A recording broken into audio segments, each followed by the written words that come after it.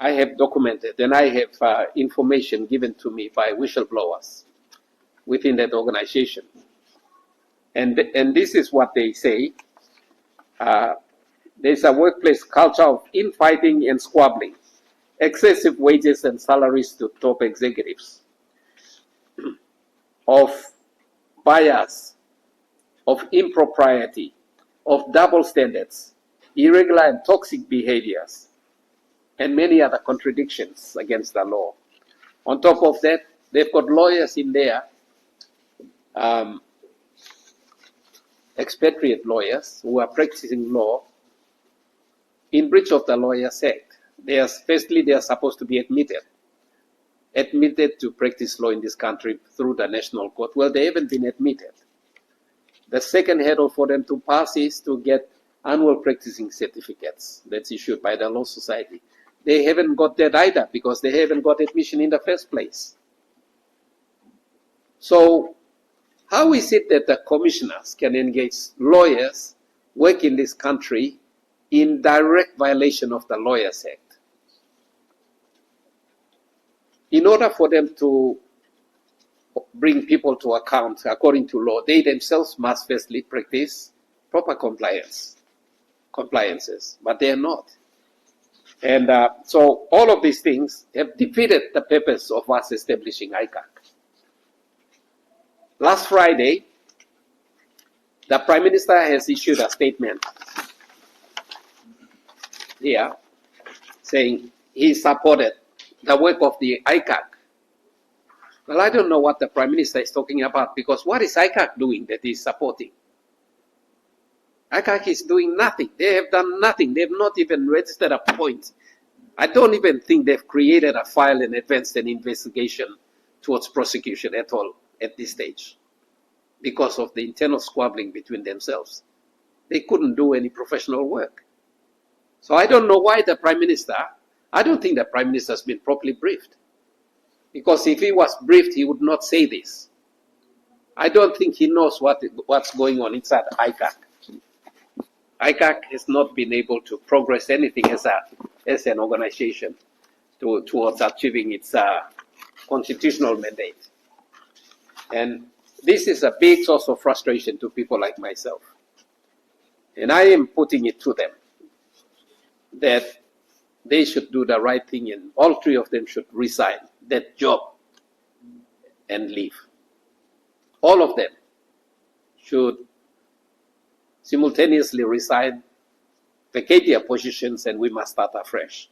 Because we can't have any one or two of them lingering on, because that toxic culture will be propagated well into the future. We don't want that. That institution was set up with the best of intentions. Papua New Guineans deserve a lot better from these people than what they are given at the moment. So they have disgraced all of us. And they must resign and leave. And let's go on a new recruitment drive. And in that new recruitment, of the three commissioners, there must be a minimum of one Papua New Guinean in it too. We have enough men of integrity and qualification and experience to play the role of either a commissioner or a deputy. So why is it the case that all three positions have been given away to expatriates? What are we telling our Papua New Guineans? We're telling them that there's no competent, experienced person in Papua New Guinea? That's unacceptable. It's an insult to our good Papua New Guineans. So I think for better balance, and perhaps for some wisdom and proper guidance, there must be one Papua New Guinean in there amongst the mix. So for starters, we can't afford to wait for them to conclude their court cases and maybe any subsequent consequential Supreme Court appeals that they will file. That's another 40 days to file and another 6 or 7 months to prosecute. That will take us 2 years or 3 years to conclude the legal proceedings. Papua New Guinea cannot afford to wait another 2 or 3 years for their personal squabbling to be ended in the courts. So I am demanding that in the face of their inability to execute their constitutional role properly, they have demonstrated incapacity, they should resign and go. All of them, including some of their expatriate consultants in there. Now, one related point about this is that these expatriate staff in there have been writing for themselves excessive benefits packages under their contracts. Because on the one hand, you have Papua New Guineans employed there whose wages and salaries is limited by the determinations of the Salaries and Remuneration Commission. So Papua New Guineans cannot exceed the ceiling that's fixed by the SRC.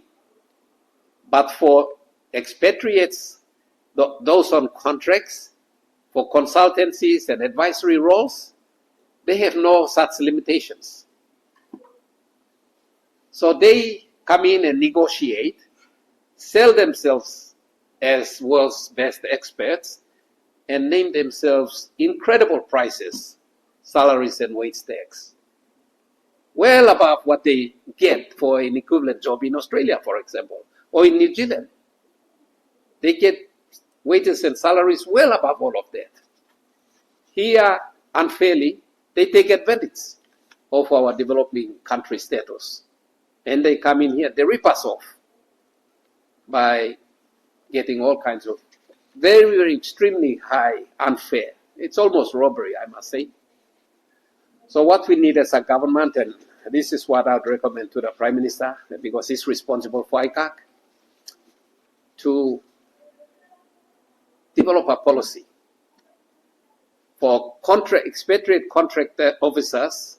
They must have some ceiling. There must be a scale for different levels of expertise and consultancies. There must be a scale that's developed so that it is not left open for them to come and bully our Papua New Guinean public servants into an excessive salaries package, which is what's happening right now. Because SRC determinations keeps the Papua New Guineans suppressed, but the expatriates are given clear blue sky. And they end up being paid incredible amounts of wages and salary. For what? So that's a point that I'm going to pick up in my subsequent press conferences, where I'm going to look at and address the inequity, the very high salary levels that expatriate contractors and consultants are getting when they work within our public service. It's another big subject, because I think there's a lot of creaming and ripping off going on in there that we have to address as a nation. So I will deal with that in the ensuing press conference that I will hold about corruption and law enforcement in Papua New Guinea.